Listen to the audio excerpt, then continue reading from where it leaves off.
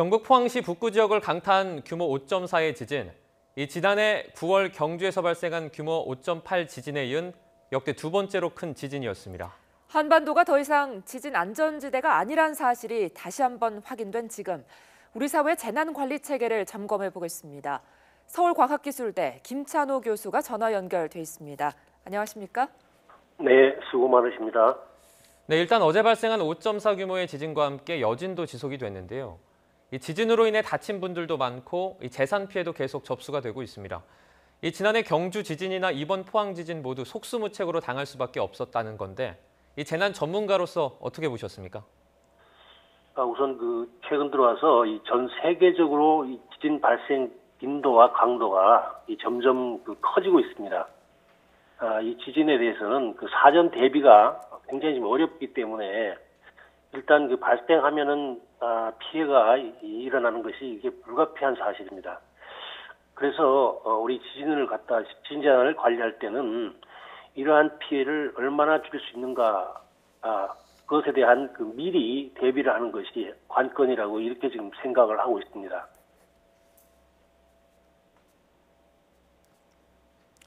네, 일단 오늘로 예정됐던 수능일은 일주일 후로 미뤄졌는데요. 이 수능 건물에 대한 긴급 안전진단을 하기로 했는데 이 안전진단이라는 게 구체적으로 어떤 식으로 이루어지는지 설명을 좀 부탁드리겠습니다. 여러 분야에서 이제 안전진단을 실시를 하고 있는데 특히 이 건축물에 대한 안전진단은 긴급 안전진단인 경우에서는 이 건축 전문가들이 육안으로 이 구조적인 그런 훼손 여부를 갖다가 점검을 하게 됩니다. 일단 구조적인 안전성을 평가를 할 때 이 구조적으로 문제가 있다라고 이렇게 판단이 내려지게 되면은 이 정밀 안전 진단을 실시하게 되는데 정밀 안전 진단은 진단 장비를 동원해서 이 구조적인 안전성을 갖다가 정밀하게 점검하는 것을 정밀 안전 진단이라고 이렇게 이야기를 합니다. 네. 그렇다면 나중에 수능 시험을 볼 때 지진이 또 발생한다면 어떻게 대처해야 됩니까? 매뉴얼이 있습니까?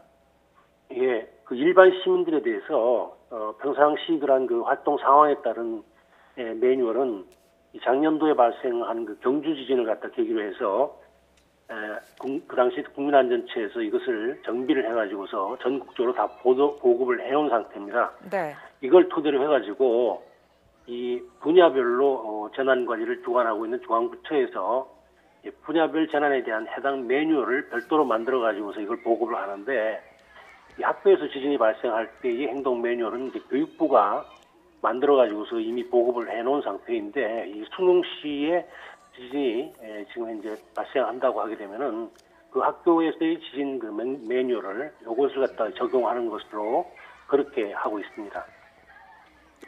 네, 일단 지진이 발생을 하면 학교 운동장으로 가라 이런 얘기도 좀 하는데요. 상식적으로는 이해가 갑니다. 근데 이 주변에 높은 시설물이 많이 없을 테니까요. 그런데 일단 가는 길이 걱정이거든요. 이 지진은 보통 초반에 강하고 짧게 친다고 알고 있는데요.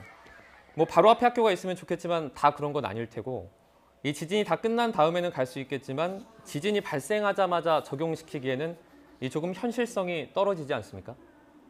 그렇습니다. 일단 지금 이제 이 학교 같은 경우는 높은 건물이 비교적 없고 넓은 마당이 있기 때문에 지진에서는 안전지대로 되어 있어서 우리 지방자치단체에서 지진에 대한 임시 대피소를 지정을 할 때 주로 이제 학교 시설을 대피소로 많이 지정을 합니다. 그러나 학교에서 멀리 떨어져 있는 아파트라든지 주택 이런 경우에서는 학교까지 가는데 시간이 많이 걸립니다. 그래서 일단 1차적으로 지진이 발생해서 심하게 건물이 흔들리는 경우에는 집에서 가까운 공터, 아파트 같은 경우에는 아파트 전면이 아니라 측면 같은 공터에서 모여가지고서 1차 지진이 끝난 다음에 바로 지진이 멈추는 순간을 이용해서 대피소로 이동하는 이러한 방법을 갖다가 적용을 해야 됩니다. 네. 그런데 지금 유치원을 포함한 초중 고등학교의 내진율을 보면은 불과 25%밖에 되지가 않습니다. 내진 시설이 잘 된 곳이 10곳 중에서 3곳도 채 안 된다는 말인데요. 이거는 지금 왜 그렇습니까? 원래 이 내진 설계 기준이 마련된 거는 1988년도부터 이제 도입이 됐는데 도입될 당시에는 주로 이제 고층 건물 이런 건물에만 그걸 적용을 했었고 낮은 건물, 5층 이하의 건물에는 이걸 적용을 하지 않았었습니다. 네. 그러다가 이제 2005년 이후에 들어와 가지고 이 내진 설계 기준을 대대적으로 보강을 하고 이제 공공시설 같은 경우에서는 저층이라도 이것을 적용하도록 했는데 이 대부분 그 학교 건물들이 2000년 이전에 지어졌기 때문에 그 보강 강화된 그런 그 내진 설계 기준을 적용하지 않고 있다 보니까 지금 이제 내진 설계 기준에 못 미치는 이러한 그 학교 건물들이 많은 그런 상황이 되어 있습니다. 네. 뭐 지진 같은 경우에 후속 조치도 당연히 중요하겠지만 또 예방이 더 중요하다고 생각을 하는데요. 그렇습니다. 지진 대비를 잘하는 나라로 저희가 일본을 꼽기도 하는데 예. 우리나라와 비교를 했을 때 어떻게 다릅니까? 지진 발생 강도하고 빈도로 따지면은 우리나라하고는 비교가 되질 않습니다. 네. 그래서 이 시설에 대한 그 내진 기준 같은 것들도 우리나라보다는 훨씬 지금 높게 설정이 되고 또 실제로 시설에 대한 적용이 되고 있는데 그 최근에서는 또 이 지진 강도가 이 기존에 지금 설정해가지고서 시설된 그 건축물의 내진 강도를 초과하는 이런 지진이 계속 발생을 하다 보니까 내진 설계가 된 심지어는 지방정부 청사 같은 경우에도 지난번 그 구마모토 같은 경우에는 네. 지진으로 인해 가지고서 이 손상이 되고 많은 인명 피해가 발생을 하고 있는 현실입니다. 그러나 워낙 이 지진에 대한 경험을 많이 지금 가지고 있기 때문에 이러한 그 시민들이 행동 매뉴얼에 대해서 잘 알고 있고 그래서 또 지진 발생했을 때는 각 가정에서의 그 생존 배낭 같은 필수품을 전부 다 이걸 다 준비를 하고 있기 때문에 네.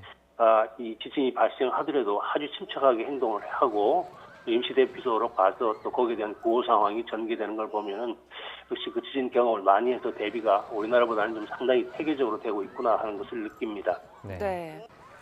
근데 지금 궁금한 것 중 하나가 원전이 안전할까입니다. 전체 24기 중에 규모 7.0을 견딜 수 있는 게 신고리 3호기라고 알고 있는데요. 이 외에는 모두 6.5로 내진 설계가 돼 있다고 알고 있거든요.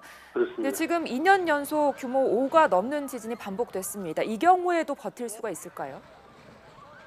지금 전체적으로 최초의 원전이 설계됐을 경우에서는 그 내진 기준이 5.0 정도로서 하다가 일본에서부터 계속 지진이 발생하고 난 이후에는 6.0으로 올렸다가 지금 6.5까지도 올려놓은 상태입니다. 네. 근데 지금 작년에 경주에서의 지진이 발생하면서 5.8의 규모가 들어왔기 때문에 지금 이제 6.5까지도 안심할 수 없는 상태가 돼서 전체적인 그 원전에 대한 내진 설계를 더 점검해서 이것을 내진 설계 기준을 갖다가 상향시키고 더 큰 규모의 지금 지진에도 견딜 수 있도록 하는 이러한 그 대책을 원전 안전 분야에서는 마련해 놓고 있는 걸로 알고 있습니다. 네. 네.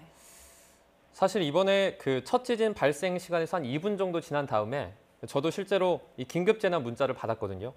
예. 전보다 좀 빨라진 걸 좀 느끼고 있긴 한데 이 부분은 좀 어떻게 보십니까? 이 작년도 경주 지진이 발생한 이후에 정부에서 이제 이 지진 대책 TF를 구성을 했습니다. 네. 여기 TF에는 이 지진 전문가하고 이 재난 전문가가 모여가지고서 전부 머리를 맞대가지고서 이 지진에 대한 그 체계 개선을 했는데 그 중에서 가장 우선적인 지금 그런 역점을 둔 것이 바로 이제 이 지진에 대한 그 문자를 빨리 시민들한테 알려주기 위한 이런 방법을 갖다가 한 결과가 지금 이번 지진 시에 문자가 빨리 이제 시민들한테 전송되는 이런 그 결과를 했지만은 이제 여기에서 끝나는 것이 아니고 이제 또 앞으로 남아 있는 과제는 지진을 갖다가 빨리 알려주는 것과 동시에 시민들이 어떻게 대피를 해야 되느냐 하는 대피 요령하고 이 대피 장소까지 안내할 수 있도록 하는 이러한 그 재난 문자 전송 방식까지도 지금 현재 이것을 검토를 하고 있는 중입니다. 네.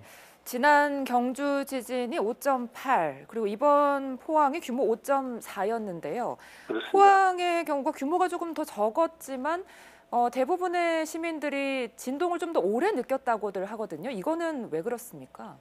진동을 오래 느꼈다기보다는 진동을 더 크게 느끼게 된 이런 상태인데 네. 지진은 이제 발생하는 규모를 가지고서 에너지 크기를 따집니다. 그게 경주에서는 5.8이었고 이번 포항 지진은 5.4였기 때문에 이게 그 수치로 따진다면은 포항에서 발생한 지진 에너지는 경주의 한 4분의 1 정도로 에너지가 좀 적은 에너지를 가지고서 지진이 발생했지만은 네.